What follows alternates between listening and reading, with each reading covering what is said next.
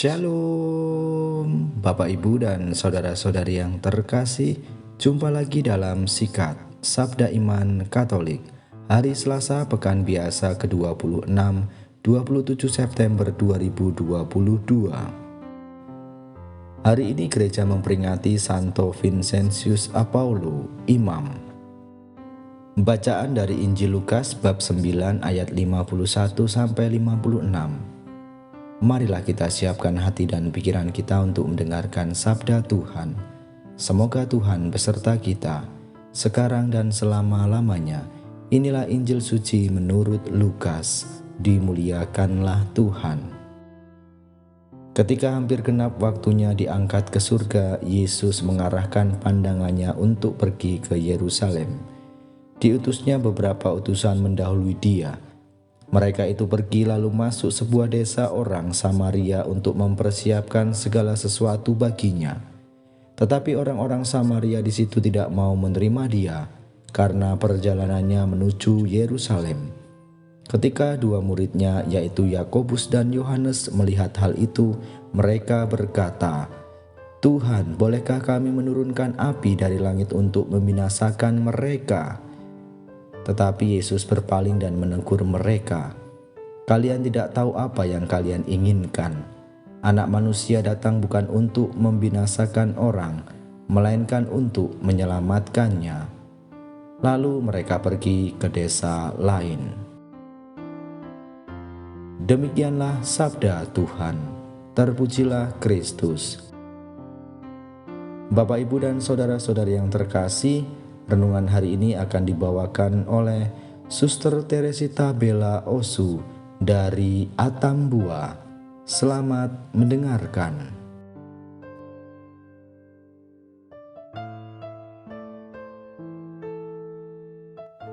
Bapak, Ibu, saudara-saudari yang terkasih dalam Kristus.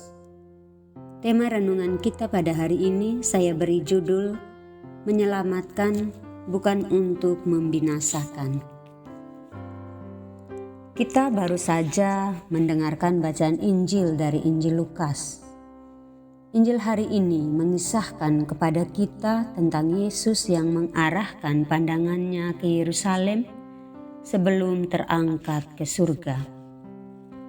Sebelumnya Yesus mengutus para muridnya untuk mendahuluinya ke Yerusalem untuk mempersiapkan apa saja yang Yesus perintahkan. Namun, ketika mereka melintasi daerah orang-orang Samaria, mereka ditolak oleh orang-orang setempat karena perjalanan mereka adalah menuju Yerusalem. Satu hal yang menarik dalam Injil Lukas hari ini adalah bahwa ketika mengetahui para murid utusan Yesus itu ditolak oleh orang-orang Samaria karena perjalanan mereka menuju Yerusalem, maka mereka juga dengan seketika merespon tindakan tersebut dengan meminta izin kepada Yesus agar mereka boleh menurunkan api dari surga untuk membakar habis orang-orang Samaria. Namun Yesus yang mengetahui bahwa tindakan tersebut adalah bertentangan dengan kasih Allah, maka dengan segera menegur inisiatif murid-murid tersebut. Para saudara yang terkasih dalam Yesus Kristus, misi Yesus di dunia ini adalah untuk menyelamatkan semua orang, bukan untuk menghancurkan kehidupan yang sudah diberikan Allah kepada manusia. Jika Yesus mengiyakan tindakan para murid, maka jelaslah bahwa Dia tidak lagi berpihak pada kehidupan yang diberikan Allah. Namun apa yang dipegang teguh oleh Yesus berbeda dengan apa yang kita pikirkan. Dia mau agar kita tetap berada dalam lingkup keselamatan Allah. Para saudara yang terkasih dalam Kristus, pesan keselamatan yang sudah dimulai oleh Yesus di dunia ini hendaknya kita lanjutkan dengan penuh sukacita. Yesus juga selama hidupnya di dunia telah mengalami banyak penolakan, terlebih lagi dari orang-orang yang hidup dalam zamannya. Para murid pun demikian. Namun, tindakan yang mereka ambil adalah berbeda. Yesus tetap mempertahankan level keselamatan yang sudah ditentukan Allah.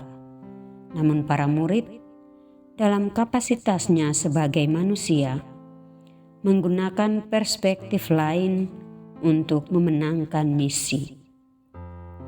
Namun misi Yesus berada di atas semua misi manusia. Jika kita benar-benar mau menjadi pengikut Yesus, maka kita tentu mengikuti apa yang Yesus pesankan kepada kita. Bapak, Ibu, saudara-saudari yang terkasih dalam Kristus, Yesus mau agar kita bisa selamat dari segala kejahatan dunia. Apakah kita masih mau menggunakan kapasitas manusiawi kita untuk melawan kehendak Yesus yang ingin mempertahankan hidup? Dalam kisah Injil ini, Yesus mengangkat kepala untuk melanjutkan perjalanannya ke Yerusalem. Hal ini mau mengatakan bahwa Yesus mau memulai suatu misi yang baru, bahwa Dia akan naik ke surga dan akan meninggalkan pesan keselamatan dari Allah kepada kita. Dia mau agar kita melanjutkan misinya di dunia ini. Dia memberikan misi itu pertama-tama kepada para rasul, lalu kepada kita, yaitu orang-orang yang percaya kepadanya. Namun, yang menjadi inti dari pesan yang ditinggalkan oleh Yesus pada kita adalah agar kita terus-menerus memegang prinsip keselamatan kepada semua orang yang kita jumpai, bukan berusaha memusnahkannya.